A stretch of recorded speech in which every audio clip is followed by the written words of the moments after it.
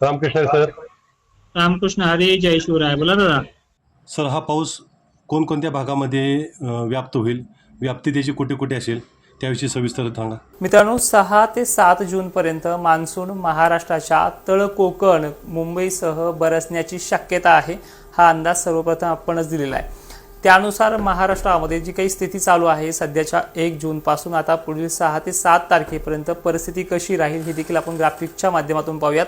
आणि अनेक प्रश्न आहेत मान्सूनबाबत, अल निनो असतील, अनेक गोष्टी असतील, त्याचा देखील खुलासा आपण ह्या व्हिडिओच्या माध्यमातून शेवटपर्यंत पहा, तो देखील करूयात. सर, पावसाची व्याप्ती आपल्या महाराष्ट्रामध्ये कोणकोणत्या भागामध्ये वाढत जाईल आणि तो कसा पसरेल याविषयी जरा सविस्तर माहिती द्या. आता परिस्थिती पहा. सध्या मान्सूनचे मोसमी वारे हे अरबी समुद्रामध्ये पूर्णपणे त्याने पूर्ण क्षमतेने व्यापला आहे आणि बंगालचा उपसागर देखील त्याने आपल्या पद्धतीनं कव्हर अप केलेला आहे. थोडा अडथळा भारताच्या पृष्ठभागावरती येण्यासाठी किंवा कोकण किनारपट्टीवरती येण्यासाठी दिसतो आहे, पण हा अडथळा अवघ्या 4 ते 5 दिवसामध्ये संपुष्टात येईल आणि मान्सूनची जी काही वाटचाल आहे ती फास्ट गतीने महाराष्ट्राच्या तळ कोकणापर्यंत येण्यासाठी अवघ्या 6 दिवसाचा कालावधी आपण बाकी आहे. आता याची घोषणा शासकीय यंत्रणा कधी करेल, काय करेल हे सांगता येत नाही, पण मी माझ्या पद्धतीने हे एक्सप्लेन करण्याचा प्रयत्न करतो आहे. बरोबर. आता पद्धत बघा.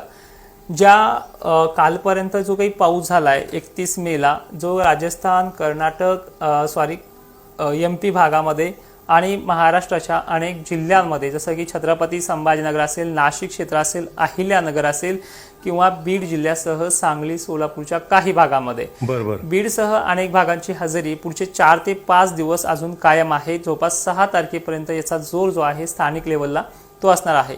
आता वाऱ्याच्या स्थितीनुसार जर पाहिलं तर हा पश्चिमी विक्षोभ वाटत नाहीये. हा पूर्णपणे मान्सूनच्याच वाऱ्यामुळे आलेला हा बाष्पयुक्त कंडिशन आहे.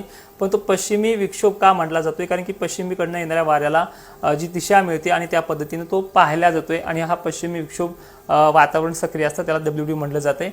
पण अनेक चित्र जर समोर पाहिलंय आपण की ह्या वातावरणाची जी काही क्रेज आहे, आता महाराष्ट्राच्या दिशेने जर पाहिलं आपण, काल दक्षिणेकडनं म्हणजे उत्तर साईडकडनं दक्षिणेकडे जाणारा जो काही प्रवास होता तो सरळ सरळ आपल्याला ह्या वाऱ्यामुळे दिसला. थोडे क्रॉसमध्ये ढग वाहत होते, म्हणजे धुळेकडनं, मालेगावकडनं बनलेल्या ढगाळ वातावरणामुळे कन्नड, सिल्लोड, वैजापूर, गंगापूर आणि अशा प्रकारचा हा प्रवास क्वचित पाहायला मिळतोय. म्हणजे उत्तर दक्षिण प्रवास हा देखील पाहायला मिळाला आणि हाच क्रॉस करत करत इकडे लातूरकडे जाण्याची शक्यता याची देखील जास्त राहते. आणि आज देखील वाऱ्याची स्थिती आजच्या 1 जूनला देखील तीच पद्धतीनं पाहायला मिळते की मान्सून भलेही शासन किंवा इतर माध्यम ज्यावेळेस घोषित करायचे त्यावेळेस घोषित करील. माझ्या एक्सपिरियन्सनुसार हा तळ कोकणात यायला जास्त काही कालावधी घेणार नाही. 6 जूनच्या संध्याकाळी किंवा 1 दिवस मागे पुढे जर धरला तर 7 जूनच्या संध्याकाळपर्यंत पुणे, कोल्हापूर, सांगली इकडे एक तळ कोकण, रत्नागिरी, सिंधुदुर्ग, मुंबईसह बरसणार आहे. ही गोष्ट नोट करून ठेवा, नंतर तुम्हाला मला कमेंट करायला सोपं जाईल. सर, मान्सूनची व्याप्ती कशा स्वरूपाची आहे, कोणकोणत्या भागामध्ये मान्सून लवकर ॲक्टिव्ह होईल याच्याविषयी जरा सविस्तर बातमी द्या. त्याच पद्धतीनं मान्सूनची पुढची वाटचाल महाराष्ट्रामध्ये, मग आपण इतक्या लवकर सांगतोय की 7-8 जूनपर्यंत, 6-7 जूनपर्यंत मान्सून तळ कोकणात येईल. मग महाराष्ट्रामध्ये बरसायला किती कालावधी घेईल, तर हाच मुख्य प्रश्न आहे. मग जर आपण हा इतक्या लवकर सांगतोय तर मग 15-16 नंतरच पेरण्या का होतील? कारण हे महत्वाचं आहे. ज्यावेळेस मान्सून आलेला असतो, ज्यावेळेस मान्सूनची स्थिती स्थायिक असते, तो कधी कधी मुंबई तळ कोकण किनारपट्टी सुद्धा अनेक कारणांनुसार तो 4 ते 5 दिवस तर कधी कधी 6 दिवस सुद्धा सोडत नाहीये.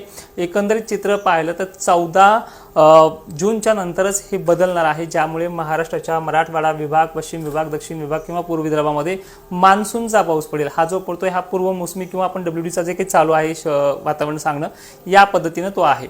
मग स्थिती बदलायला आणखी आठवड्याभराचा कालावधी आहे. आठवड्यानंतर जर तळ कोकणातून किंवा मुंबई सारख्या ठिकाणानंतर त्याचा जोर ओसरल्यानंतर महाराष्ट्राची पुढची दिशा ठरते आणि एक्झॅक्टली 15 आणि 16 जूनच्या पुढे ते 22-23 जूनच्या कालावधीपर्यंत मराठवाडा, विदर्भ आणि पश्चिम महाराष्ट्रासह खानदेशाच्या पेरण्या सुरुवात होतील. यंदाची स्थिती कमकुवत आहे किंवा अल निनोचा फटका आहे, ला निनाचा फटका आहे? या प्रश्नाचंही उत्तर मी तुम्हाला स्क्रीनवरती देण्याचा प्रयत्न करेल की 2019ने अनेक मोठ्या संस्थेने सुद्धा अल निनोची ठीक आहे ह्या वर्षी जास्त आहे असे सांगितले आहे, ठीक आहे सुद्धा, पण 2019ला सुद्धा वाहून येथे अतिवृष्टी सदृश्य पावसाची परिस्थिती निर्माण झाली होती. बरोबर. याचा अल्निनो मला एकानेही सांगायचं, जेवढे अभ्यासक आहेत महाराष्ट्रामध्ये सर्वांना सांगायचे की अल्निनो असला की दुष्काळ पडतोच का, याचं मागचं कारण सांगा.